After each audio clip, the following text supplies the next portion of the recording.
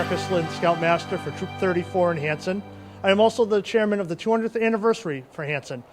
We are at the Thomas Mill today to take a look at the Wampanoag tribal display, the history of the Native Americans that were in this area back before the Pilgrims were here. Today we're going to be taking a walk through and checking out the displays. We'll also be talking with a good friend of ours, Allan Clemons, who's the town historian. He'll be talking about some of the background history of the tribes that were in this area.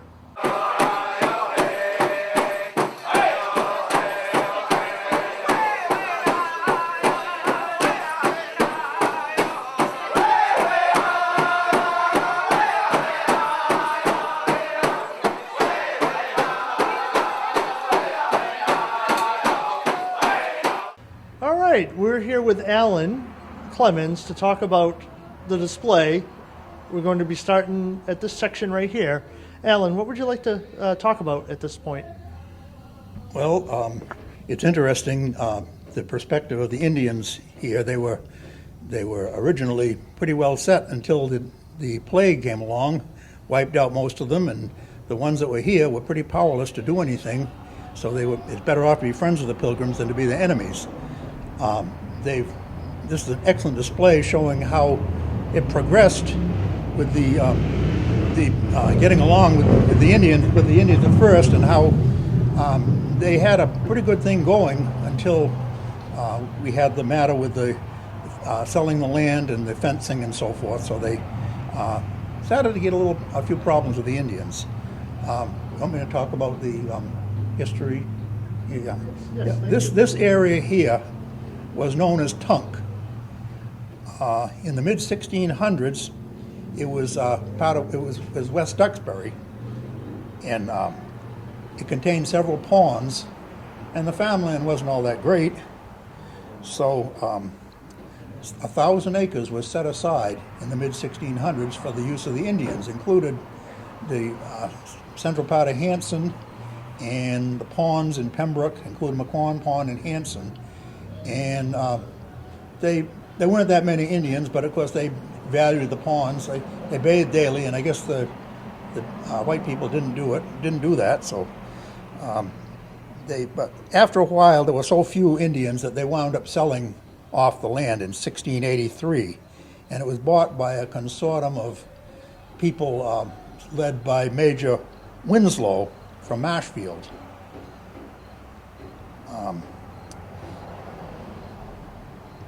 Hanson was mainly a hunting ground, particularly along the brooks.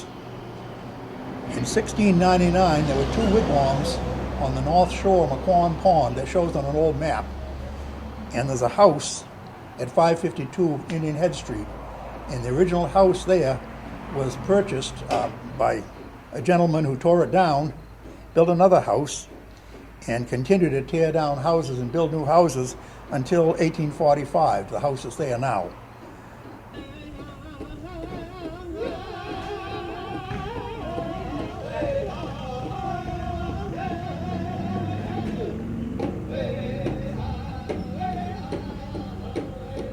Hey, we're at the part of the exhibit where we have some replica artifacts here of wares and jewelry and items that were used and crafted by the Wampanoags. Allan's going to talk a little bit about some items that aren't on display that he has pictures of, and we will see if we get some of those up for you to see.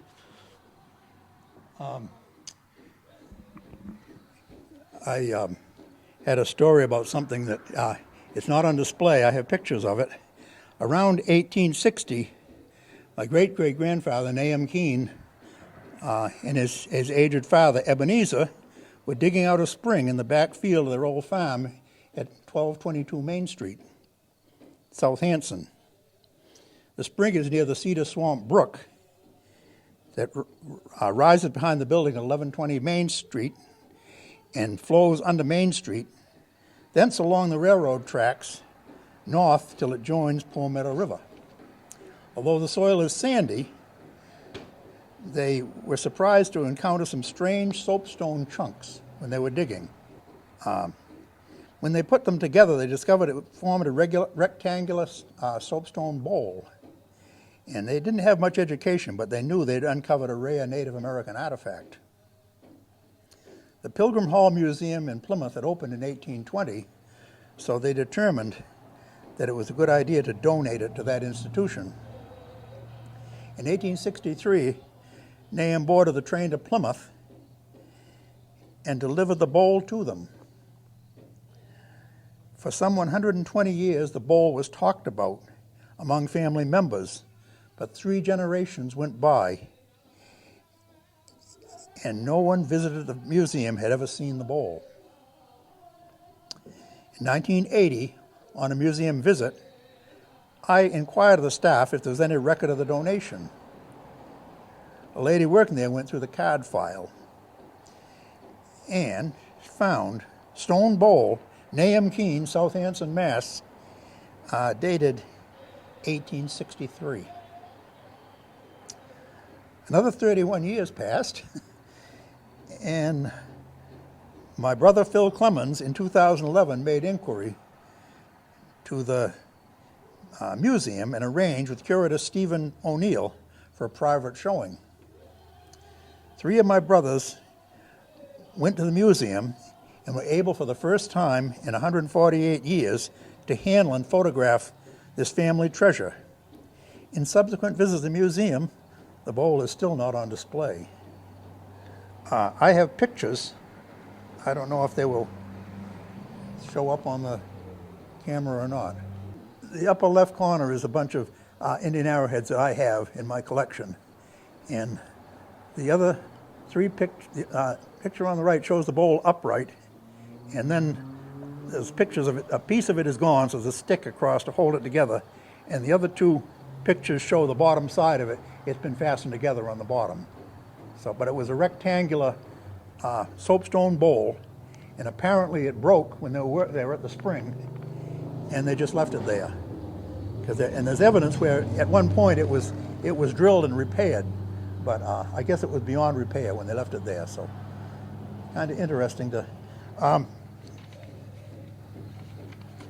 Other things I've found around McQuon Pond.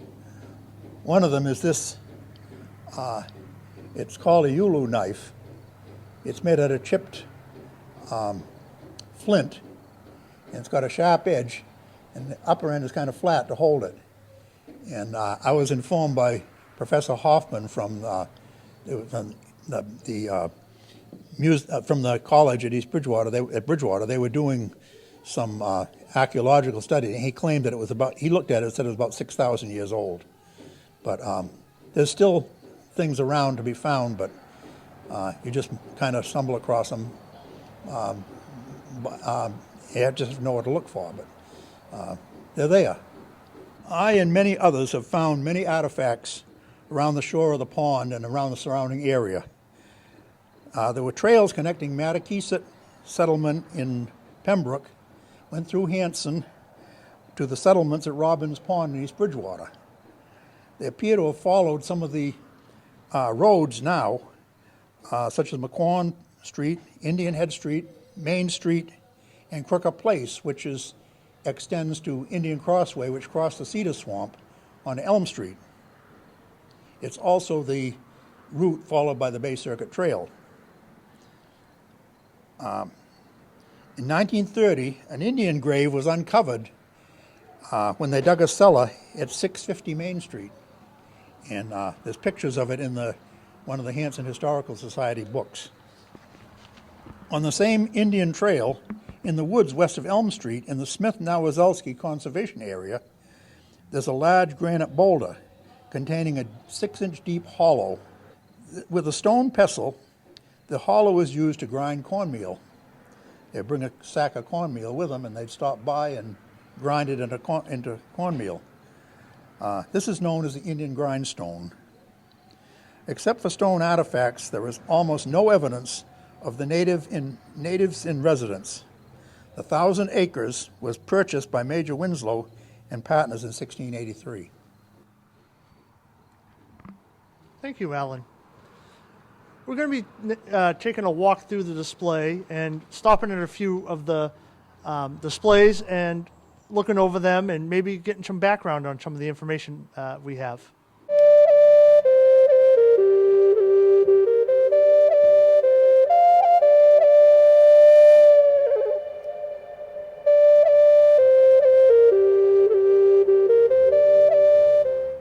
1605, Captain George Weymouth captured 5 native men from the coast of Maine for the benefit of humanity and Christianity. They were considered savages.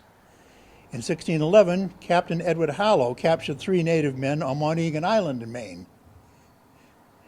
Then 2 from Martha's Vineyard, including Epano and one at Newpano, Nantucket, to be displayed as curiosities in England. Among that fleet was a ship with a captain called Thomas Hunt. Upon his departure to return to England, Captain Smith instructed Captain Hunt to embark on one more landing and go to Pawtucket and trade with the natives there. So they sent a party of young men with furs to visit Hunt's ship that was anchored in the harbor. But instead of trading, the 20 men who boarded Hunt's ship were tricked. They were tackled and beaten and restrained below deck, captured to be sold as slaves. None but one was ever known to return home. His name was Squanto. He came to be known as Squanto. Everyone seems to know his story, but not so much about how Squanto came to be the English-speaking Wampanoag who helped Plymouth Pilgrim survive. My greatest fear is for my wife to be. How I will miss her sweet love, like fresh picked berries during the spring season. How her beauty was unmatched by glimmering moonlight shining on the riverbed. For we were once one, and now we're torn. I shall return for my people one day. My sister's husband hunts for me and provides for me now because I'm with child. My child's father is gone over the horizon. I don't know if I'll see him again. In 1614, Captain John Smith led a fleet of 2 ships, the second captained by Thomas Hunt, exploring the region. Smith named New England in search of gold, copper, fish, whales, and to establish trade relations with the Indians and identify possible settlements. Sir Ferdinando Gorges commissioned Captain Nicholas Hobson to bring Epinal back to Martha's Vineyard to find the gold mine that he said was there. He had promised the leaders, the captors, that he would lead them to the gold mine, but when they got to Martha's Vineyard, he jumped overboard and escaped. Epinal was one person that came back to his community, and as far as I have heard, he's the only one. While he was in England, he came to realize what it was that the English wanted, which was gold. So he informed them that on the island of Nape there was a gold mine, and that if they brought him back home, that he would show them where that gold mine was. They agreed to do that, and so they prepared and brought him back to this side of the water. But when the ship was coming in toward Aquina, they were met by many, many canoes. About 20 canoes of men went out to meet the ship and see what business it had. And those men went aboard, and to their surprise and their pleasure, they found Epinal. And he talked with them, Epinal talked with those men, and they planned his escape. And then those men went away for the night, telling the English they'd come back the next day, planning to trade or what have you. So the next day the men came back out, but this time they just sat on the water in their canoes. And Epinal came to the railing, and when he did so, the men in the canoes, prepared to fire their arrows, and Epinal jumped over the side. He had been wearing a large, long English shirt, and he was under guard this whole time by the English because they thought he might try to jump ship, and they thought they could grab the shirt and pull him back and he would not be able to get away. He did, however, get away because he was a very large man. He's very tall, very sturdily built. His weight just was no match for the material of the shirt, and he got into the water. Fight followed. The English lost many people, some died. We lost some of our people, and some were wounded as well, but we had Wampanoag back home. Smith left Hunt behind to trade for fish and furs in Pawtuxet. In short, Hunt captured more natives and brought them back to England to be sold. In 1616, John Smith published his book, A Description of New England, including the first detailed map of the region. In 1619, Squanto, exploited as a wonder in London, gained the trust and friendship of Thomas Dermer and was employed by Dermer's guide to resume explorations in New England. In search of his family, Squanto found nothing but the bones and the dead in Pawtuxet. Squanto sailed to Martha's Vineyard and stayed there until the 1619. Thousands of the natives died rapidly, spreading plague, possibly smallpox, chickenpox, or tuberculosis in native villages from Maine to Cape Cod. In December, the Mayflower landed, and later they met an Indian who spoke English, and that would have been Squanto.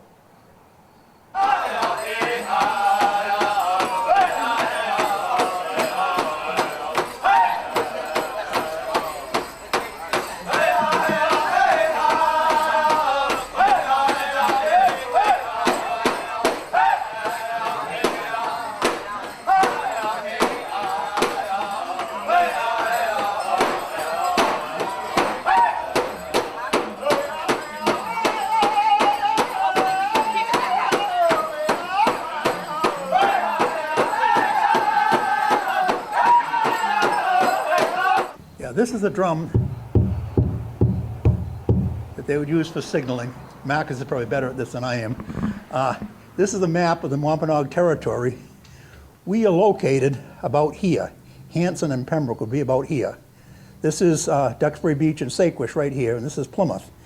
And when the Indians, when the Pilgrims arrived, the area was almost devoid of people because of the plague. All the fields were cleared. All the Pilgrims had to do was to dig up the soil and plant. And it was a very simple matter to do, and there weren't really enough Indians around to cause a threat.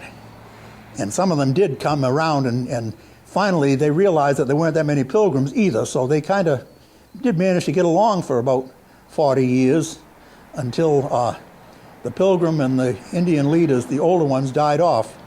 And then the younger ones began to get excited about the crops being destroyed by the cattle. And when they had agreements to sell the land, they didn't realize that what they were selling was the land that was going to be fenced. They thought they were just selling the right to use it. And they were pretty surprised when fences started springing up where they had formerly, had the hunting grounds. And that was a great cause of a problem. And was kind of downhill there until King Philip's War, which pretty much settled the Indians to a real second-class status, and there was never a threat from the Indians after that, except in Maine.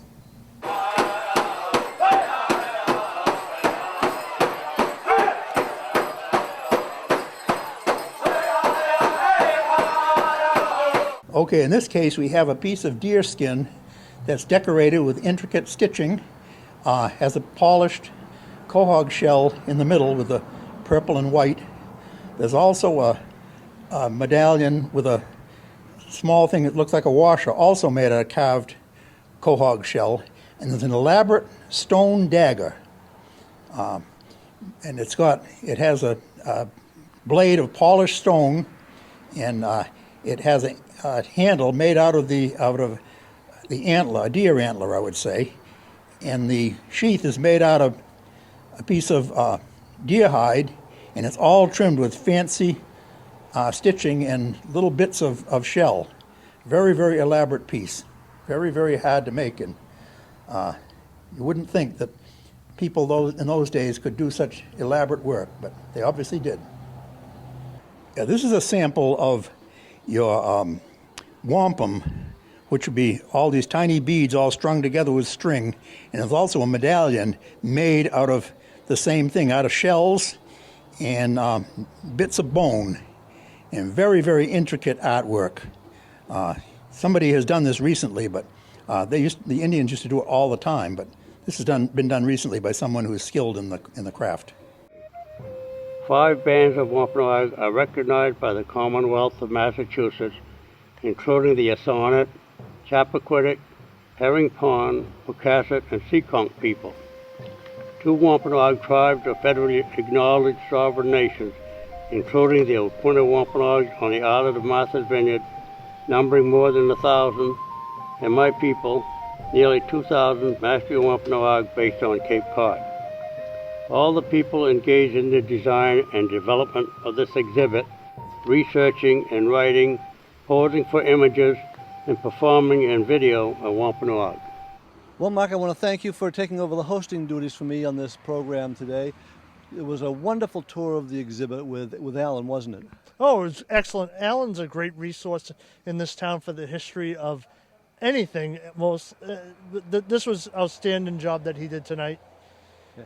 And as Boy Scouts, especially you, because you've spent more time being one than I have, the Boy Scouts were always interested in Indian lore. That was a lot of how all the camping and things like that came to be, because they wanted to teach the boys how to live off the land. Yes, Indian lore has always been a popular theme with scouting.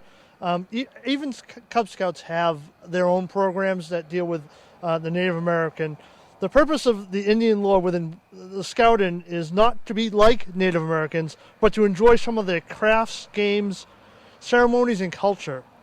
So we entail that with different merit badges that we use.